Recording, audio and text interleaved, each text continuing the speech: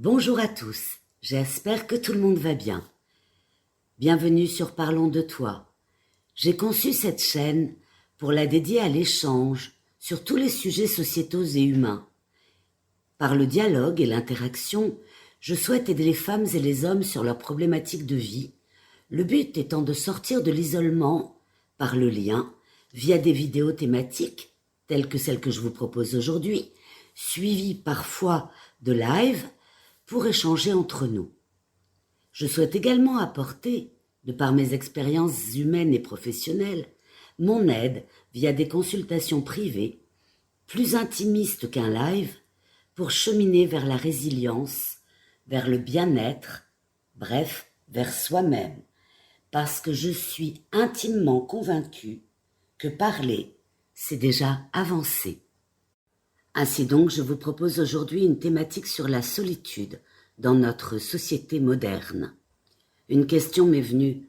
Comment est-il possible d'être entouré de milliers de personnes et pourtant de se sentir profondément seul? En effet, nous vivons une époque paradoxale. Jamais dans l'histoire les êtres humains n'ont eu autant de moyens de communiquer. Téléphone, réseaux sociaux, messagerie instantanée.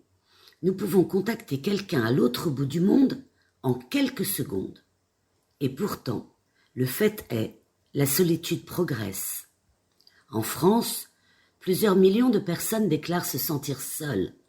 La solitude n'est plus seulement une expérience individuelle, elle devient un véritable phénomène social. Dans cet exposé, je vais tenter de comprendre, d'essayer de comprendre trois choses. D'abord, ce qu'est réellement la solitude, ensuite, combien de personnes elle touche et pourquoi, et enfin, quelles en sont les conséquences et les pistes pour y faire face. Pour comprendre la solitude, il faut distinguer deux notions importantes. Tout d'abord, la première notion, qui est l'isolement social, qui est, somme toute, une situation objective.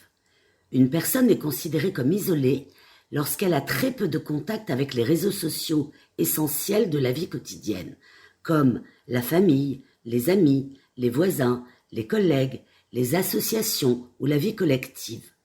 Lorsque ces relations sont absentes ou très rares, on parle alors d'isolement relationnel. Mais la solitude n'est pas seulement une question de nombre de relations. Il existe aussi ce que l'on appelle le sentiment de solitude. Il s'agit là d'un ressenti subjectif, car une personne peut être seule et très bien le vivre, ou être entourée de nombreuses personnes et pour autant se sentir profondément seule. La solitude dépend donc surtout de la qualité des relations humaines plus que de leur quantité. Il est également important de distinguer deux formes de solitude, la solitude choisie et la solitude subie. La solitude choisie peut être bénéfique, elle permet de réfléchir, de se reposer, de créer, de mieux se connaître. Le philosophe Blaise Pascal disait « Tout le malheur des hommes vient d'une seule chose, qui est de ne pas savoir demeurer en repos dans une chambre. » Mais la solitude devient un problème lorsqu'elle est imposée et douloureuse, lorsque la personne souhaiterait avoir des relations sans jamais y parvenir. En France, aujourd'hui, la solitude prend de l'ampleur. Des études récentes montrent que la solitude touche une part importante de la population. Environ un quart des Français déclarent se sentir seuls. Cela représente près de 11 millions de personnes, soit environ 12% de la population qui est en isolement relationnel. Ces chiffres montrent que la solitude n'est pas une situation marginale. Et contrairement à une idée répandue, la solitude ne concerne pas seulement les personnes âgées. Elle touche aussi les jeunes adultes, les personnes au chômage, les personnes à faible revenu, ainsi que certaines familles monoparentales, tout comme les personnes vivant seules dans les grandes villes. De plus, la solitude peut apparaître à différents moments de la vie, comme un déménagement, une séparation, la perte d'un emploi, la mise à la retraite ou un veuvage. Pour autant, notre époque présente un paradoxe. Nous sommes tous hyper connectés grâce aux technologies numériques actuelles. Pourtant, certains chercheurs expliquent que ces technologies peuvent parfois remplacer des relations profondes. La sociologue Sherry Turkle explique que les échanges numériques peuvent donner l'illusion de la relation, sans toujours offrir la profondeur des relations humaines directes.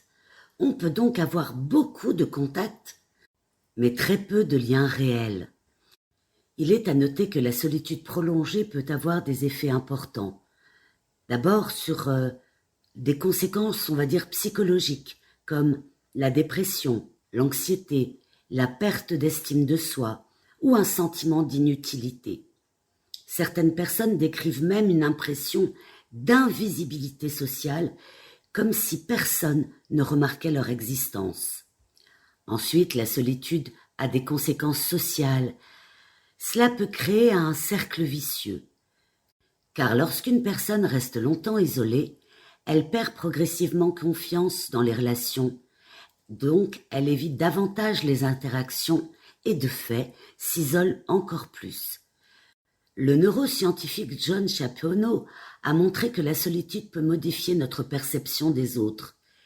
Les personnes très seules deviennent souvent plus méfiantes et interprètent plus facilement les comportements comme hostiles, ce qui rend les relations évidemment encore plus difficiles. La solitude peut également avoir des effets physiques. Selon l'Organisation mondiale de la santé, l'isolement social est associé à de nombreux problèmes de santé tels que les troubles du sommeil, une fatigue chronique, des maladies cardiovasculaires et de fait une diminution de l'espérance de vie. Certaines recherches montrent même que la solitude peut avoir un impact sur la santé comparable à celui de certains comportements à risque, tels que fumer, par exemple, un paquet de cigarettes par jour.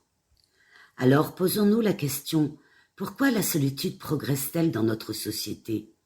Plusieurs transformations expliquent cette évolution. D'abord, les changements familiaux. Aujourd'hui, les familles sont souvent plus petites et plus dispersées. Les divorces, les séparations, la mobilité géographique éloignent parfois des proches. L'urbanisation aussi. Les grandes villes offrent beaucoup d'opportunités, mais aussi un véritable et certain anonymat. On peut vivre entouré de milliers de personnes et pourtant n'avoir presque aucune interaction personnelle. Le chômage, la précarité ou le télétravail peuvent également réduire les interactions sociales quotidiennes. Or, le travail est souvent un lieu important de la sociabilisation. Alors, comment lutter contre la solitude ? Les solutions ne se limitent pas aux conseils classiques. Historiquement, la vie sociale se construisait dans les cafés, les places publiques, les commerces, les marchés.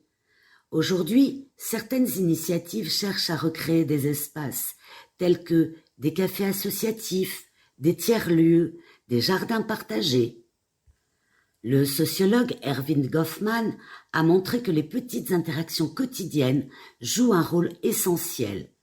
Un simple échange comme dire bonjour à un voisin, discuter avec un commerçant, échanger quelques mots dans un parc peuvent contribuer significativement à donner le sentiment d'appartenir à une communauté.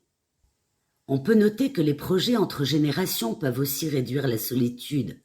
Les colocations qui fleurissent maintenant entre étudiants et personnes âgées, les jardins partagés où se retrouver sur notre temps libre, ou des ateliers intergénérationnels. Toutes ces relations permettent de créer des liens différents et donc enrichissants. Une petite histoire sur la solitude.